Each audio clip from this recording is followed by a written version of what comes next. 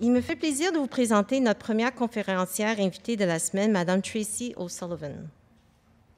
Professeure agrégée à l'École interdisciplinaire des sciences de la santé de l'Université d'Ottawa, Madame O'Sullivan est titulaire d'une maîtrise de l'Université de Victoria et d'un doctorat de l'Université Queen's.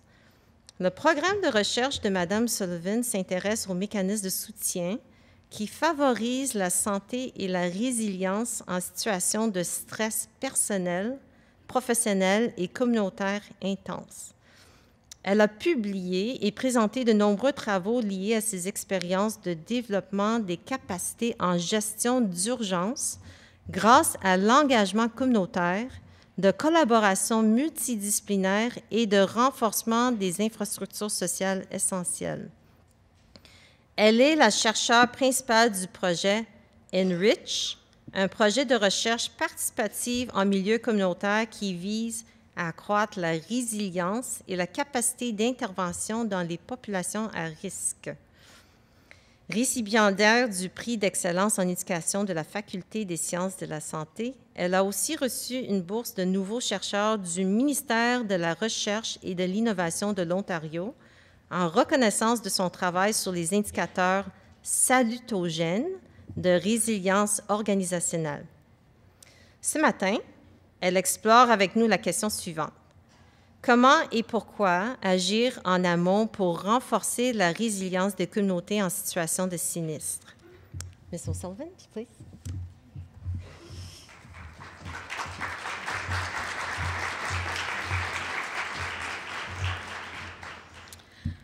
Merci. Bonjour tout le monde. Good morning, and thank you so much to the organizers for inviting me to present today. I'm very excited, and I expect to learn quite a bit today. And it's always nice to come back to Quebec City.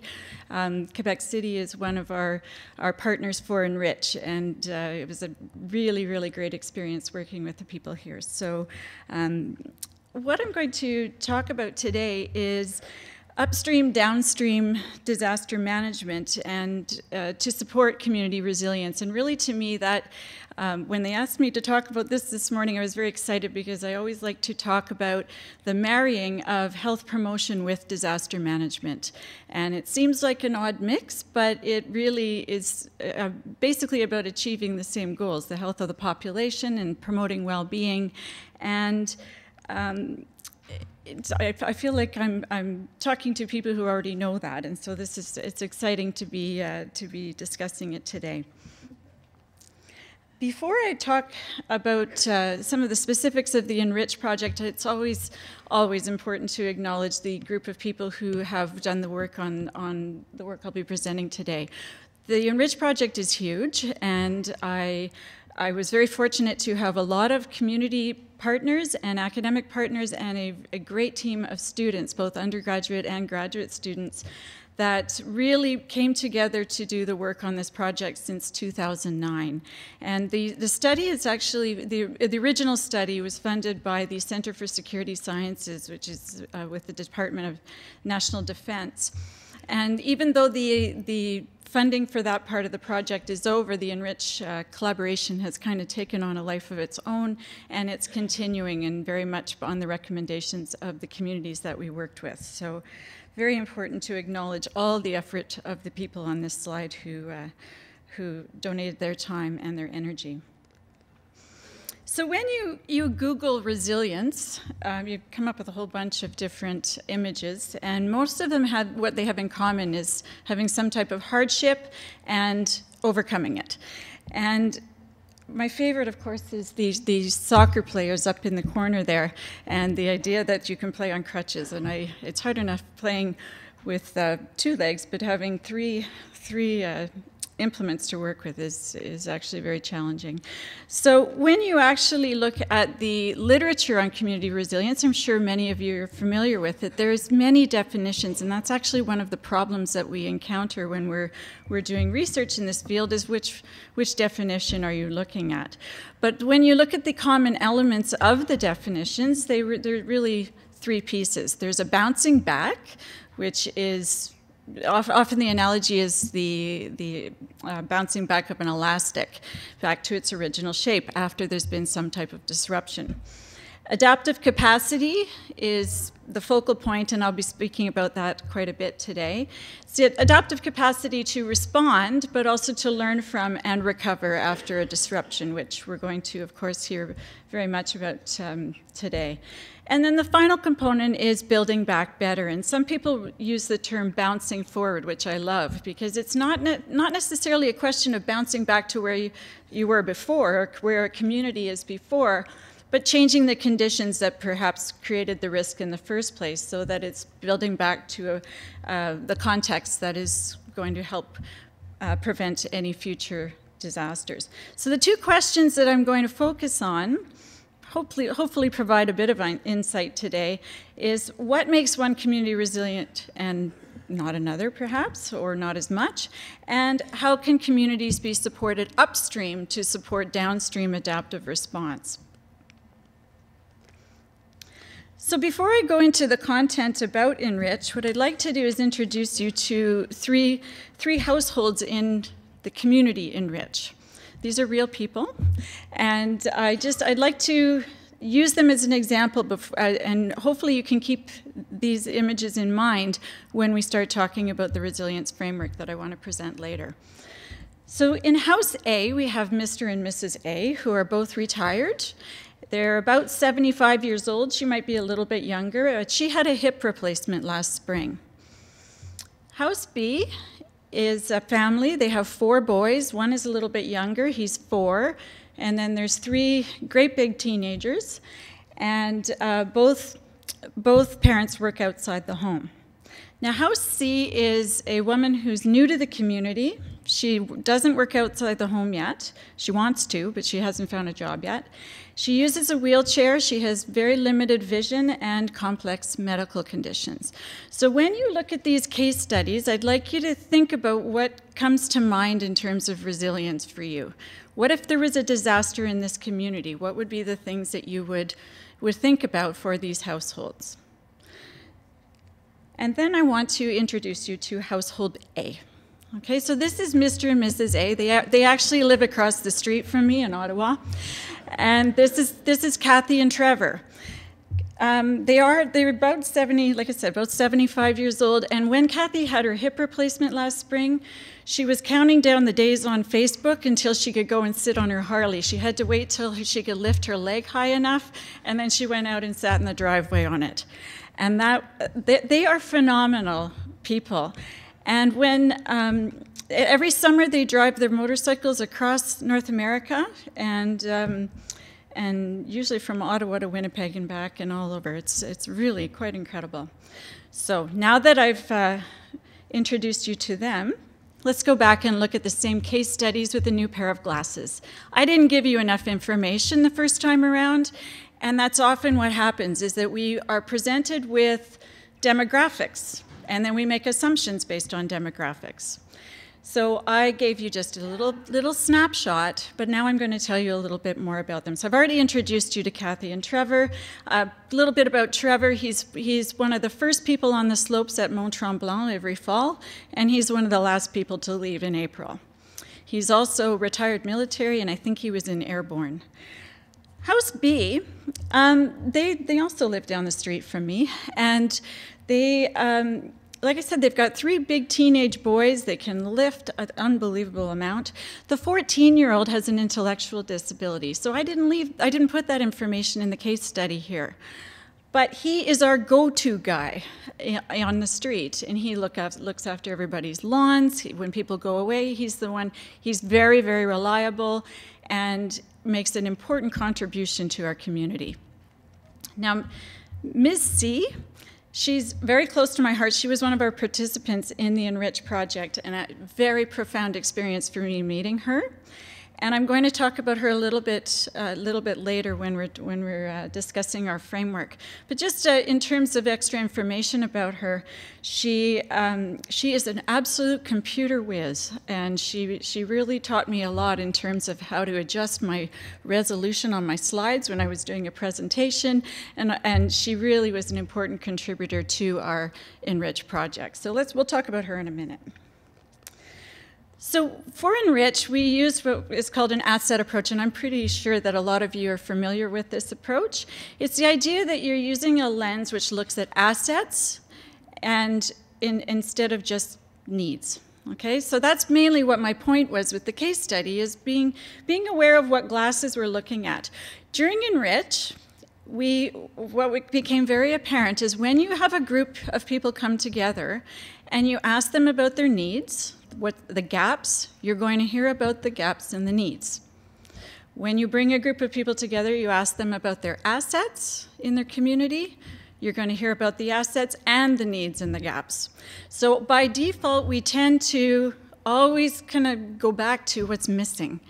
And what I would like to emphasize today is to examine what glasses you're wearing and what glasses are the group wearing when discussing an issue, because it's it takes a lot of concentration to go back to the assets.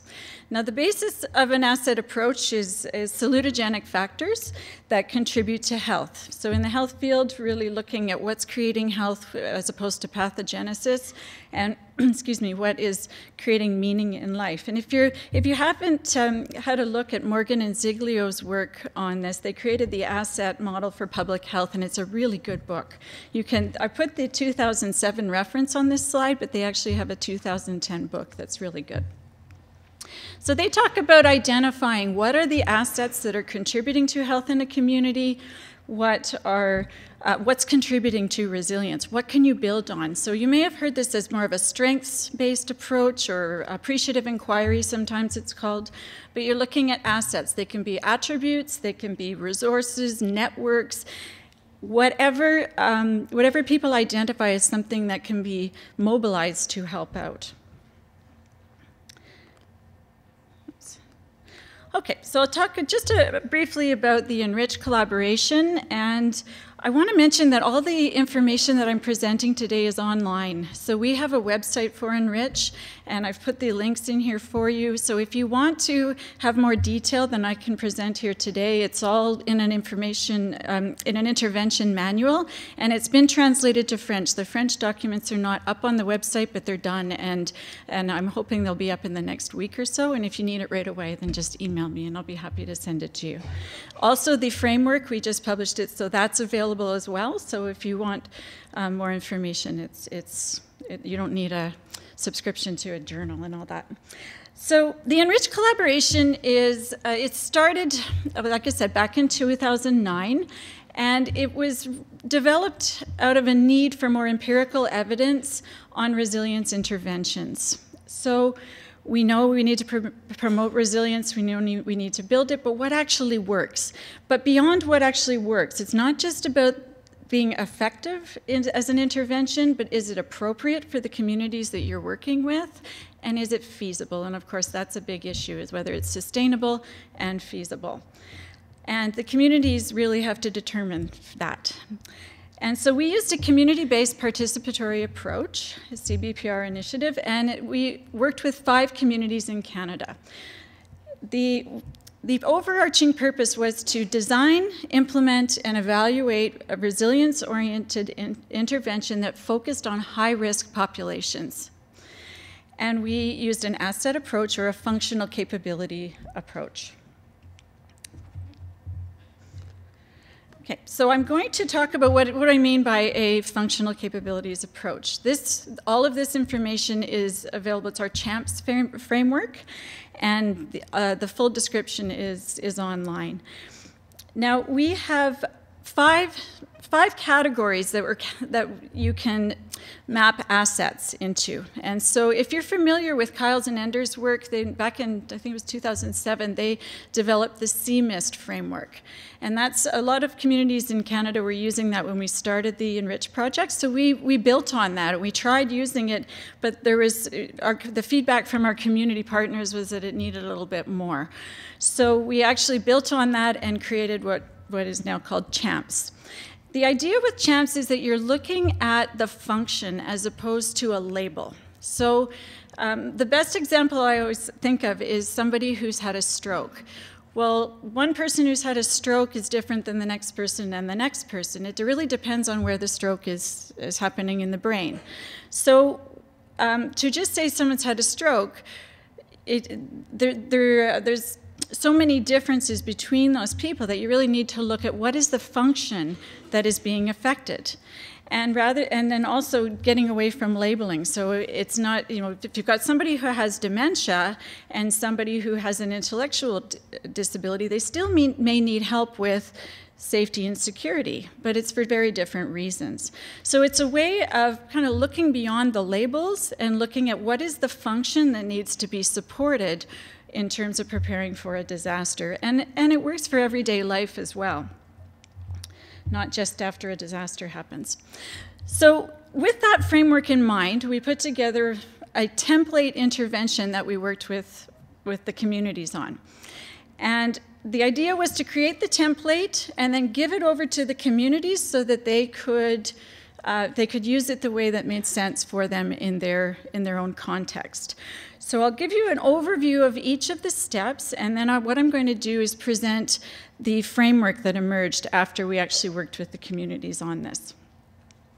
So the first thing we did is we did an asset need assessment. We went in, if you've heard of a SWOT analysis, it's looking at the strengths, the weaknesses, opportunities, and threats in the community, and we had a specific focus on high-risk populations. So we had a series of focus groups.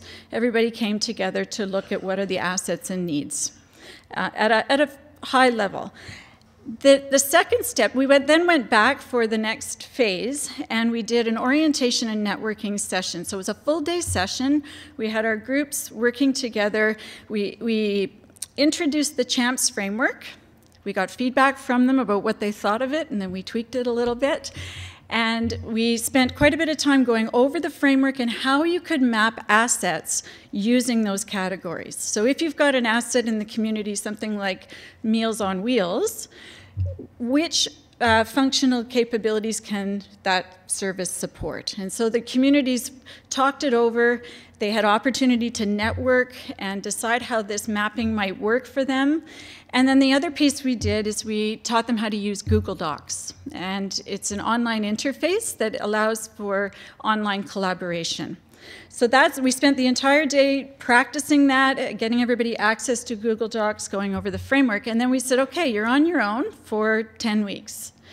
Go and try this, do what you want with it. And we passed the baton over. And then we left them alone for 10 weeks. And we said, we'll be back in 10 weeks and we'll do a tabletop exercise.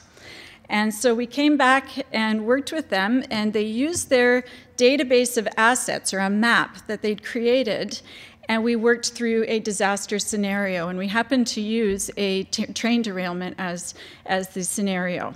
And what we built into the scenario was that there was a need for evacuation of high-risk populations. So they had to look at the asset map and say, okay, how are these pieces going to fit together, and what are we missing, and then, you know, just deciding how it was going to integrate into the community. So that's the snapshot of our intervention.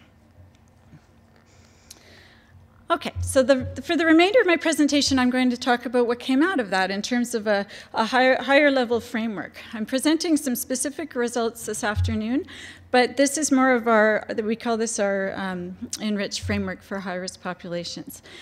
And so the foundation of this framework is really the upstream-downstream paradigm. And you'll see this diagram here is shown as a Celtic knot where it never ends. And the idea is that the phases of disasters merge into one another. And it's not a siloed approach in terms of dealing with prevention, mitigation, preparedness, response, and recovery. That they all blend together. So prevention, mitigation, and preparedness are more upstream. You're working before an event occurs to build the adaptive capacity in the community. Downstream is after something happens, there's a disruption, and you need to respond. Recovery is downstream, but you'll notice that because they're not intertwined, the recovery activities, they become upstream because they're building back better, or bouncing forward. So that's the premise behind this framework, is that adaptive capacity is cyclic, it's dynamic, and that all the phases need to be invested in simultaneously. So continuing with this, the Celtic knot idea, you'll see it interwoven into the more detailed framework.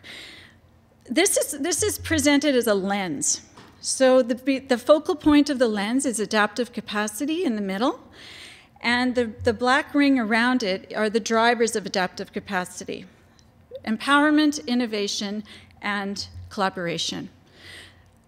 We have 4 strategic areas of intervention where you can design resilience-oriented interventions and focused investment, and I'll go over each one of those specifically, what we found in each of them. Now, the whole framework is embedded within complexity, because these things are not simple, and the culture of a given community, because each community is different, and it's really important that whatever is done is specific to the context of the community that you're working with. So the first strategic area of intervention is awareness and communication. No surprise there, that's usually what comes up. But awareness was so loud and clear as the strongest message coming out of our project. Really looking at cross levels, from micro to meso to macro levels and back again. How is information pushed and pulled in the community, and not just through formal channels? It's really important to look at informal channels and how the messages are transmitted. Now, this second point is very important to me. It's the use of empowering language. And of course, the words in English are not, you have to decide what's empowering in French compared to in English, but for me, words like vulnerable are more deficit-oriented. And so we spent a lot of time in this project trying to use the word high risk to take the emphasis off of the individual being vulnerable and describing it more in terms of the social environment they're in. So when you use empowering language, it's person-centered, just like in healthcare, thinking about patient-centered, client-centered, and it's the idea that the person comes first. So back to Mrs. C. When she came into our session in one of the enriched focus groups, she has a very visible disability. She's in a wheelchair. It's very obvious that she can't see very well, and that she has some medical complications.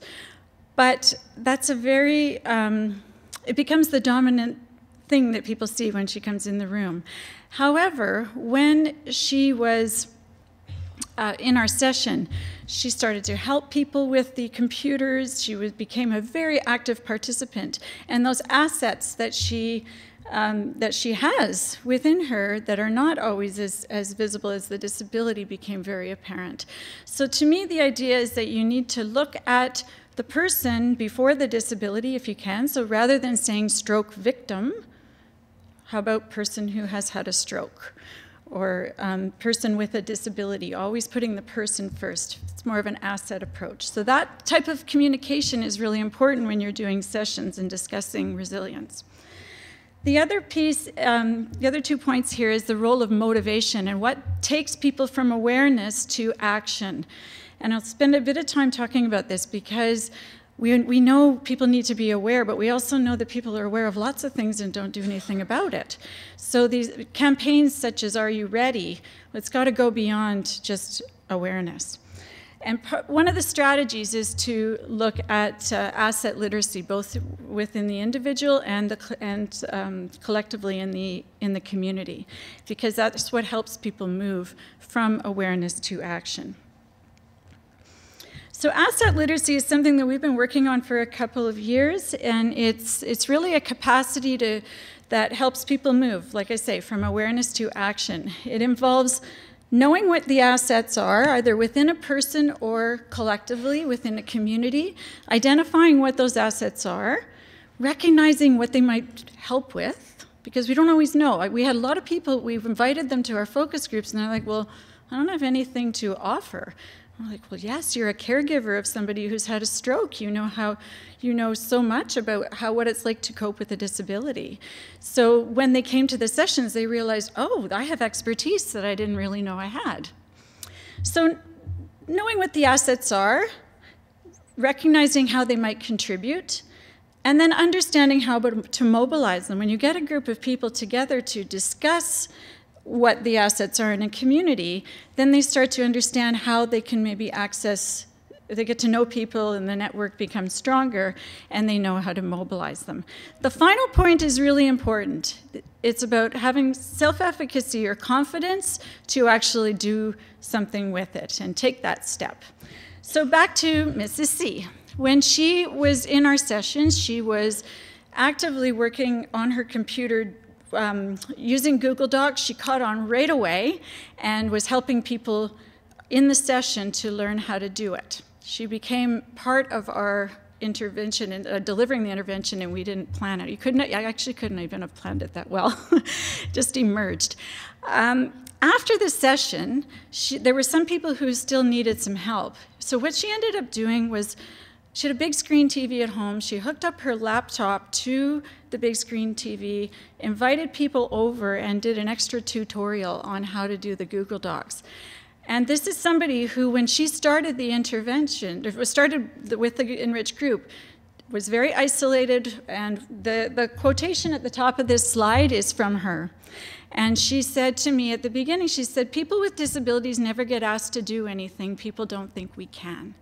And by the end of the intervention, people realized that she had this incredible knowledge of computers. She was willing to help. She became a volunteer, and she got asked to give computer classes at the local library. So it was an opportunity for her to contribute to her community, and she made friends, and her self-efficacy. By the time I interviewed her after the end of our intervention, she was talking about how good she felt about being able to actually do something in her community. So we can learn a lot about asset literacy from sports teams. When you have a good coach and a good leader, they know about asset literacy, and they probably don't even use that word. But the idea is that you put together a team and you recognize where are the assets amongst all the players. And so you take, you've got one person who you know is going to play that role, and they put the pieces together of the puzzle. And part of taking it that extra step is that the other players recognize the assets of each other. And I think that's really important in a community, is that people are their value is recognized and expressed. And I think people like to know that they're making a difference, and that whatever their unique asset profile is valued. So the second area of intervention is really looking at asset resource management. That's a common term in disaster management. But I think of it in terms of asset profiles. So each person, each organization, and each community has an asset profile, and it's dynamic. As soon as you go to a meeting and you meet new people and you learn new things, your asset profile changes. So creating opportunities for people to actually enhance their asset profiles is an important resilience strategy. So you can categorize assets. There's lots of different frameworks for doing that. I've just listed one here, Moser and Satterthwaite. I'm not actually sure how to pronounce that. But the idea is that you are mapping assets using some categories that make sense for the community. And that's why it was important for us to give it back to the community and say, here, try this, and then let us know if it works for you. And then each community we worked with actually did something different with our intervention, and that was important. Okay, the third area is upstream-oriented leadership. And really, the upstream disaster management has to come from the top. It's implemented at the grassroots level, but the vision and the championing has to come from the top. And part of that is the investment and recognizing the importance of investing upstream. And I don't mean just money. I actually mean one of the things we heard so often was that people are doing emergency management off the side of their desk. And I don't know what the term is in French for that, but it's basically that their job is this big and emergency management kind of fits here. And they do it when they can. And it depends on what your role is, of course. Some people have that as their main job, but the organizations we were working with, there's no time set aside for it. Sometimes their jobs have a mandate saying that they're supposed to collaborate, but there's no time set aside or no time freed up to actually go and invest in those relationships. And so when I'm talking about transformational leadership or a champion who really believes in upstream interventions. It's really about allowing people to have the time to go and invest in the collaborative relationships so that you're not meeting people just at a time when you need that connection. My last point on this slide, very important, and I wouldn't have enough time to go into this, but I know everybody here will be familiar with the importance of the social determinants of health, but really communities where those social determinants are addressed are focusing on building adaptive capacity. Every time you address social determinants, you are actually increasing someone's asset profile. And then you have a community that collectively has more adaptive capacity to respond when there's a type of disruption. Now, the last area of intervention here is connectedness and engagement. And really, it's about social capital. You mentioned that in your introduction. It's the importance of social connections in each of our asset profiles, not just at the individual level, but between organizations and throughout the whole community. So there's 3 different types of social capital that Portinga has identified: the bonding type, that's more within a group; bridging social capital, that's between groups that are a little bit more diverse; and then there's linking social capital, which is more of a vertical concept, and that's the idea of having connections in the community, in organizations where they could potentially help with self-advocacy. So in the example of Enrich, we had people like Mrs. C, who was very involved in the, what did they call it? It was Disabled Consumers Society or something like that, where they would go and look at the community and which aspects were not accessible for people who had disabilities. So they had a very tight connection with this group, but they needed the connection with other sectors within the community. And by attending the Enrich sessions, they were able to have those connections and make those links. So I've got a note here just about that engagement needs to be supported, and that it's part of creating opportunities for people to get involved. My last point, though, I have to say is one of my most important, is that it has to go beyond the invitation. So including people in different disaster management or resilience type discussions is important. Make the invite, that's always good, people appreciate it, but the next step has to be making sure they can participate when they're there. Because if someone arrives at a session and they're not actually able to communicate, or not just because of language or an ability to speak, but if there's power differentials that are, the culture of the discussion is not going to be supportive of listening to different views, then the point will be mute and their participation won't be true. So welcome people to the table, but please, underscore the importance of making sure they can actually participate when they're there. And sometimes that means going that extra step to slow the discussion down for people who either are working in their second language or working, if they have a disability that influences their ability to speak, slowing the discussion down and role modeling that behavior that actually enables them to be heard. And we had a wonderful partner who he has cerebral palsy, and he speaks very slowly, but every single thing he says is really important. He's such an important contributor to our discussions, but the group learned after a while to just slow down, listen to what he had to say, and then give him the time to actually participate, and it was a really good experience. Okay, so my 2 questions I asked at the beginning: what makes one community resilient and not another? And how can communities be supported upstream to build downstream adaptive response? Well, I don't know, but I'm going to leave you with 3 recommendations that, based on our experience from Enrich, that I think if they're focused on, that they actually can make a real difference.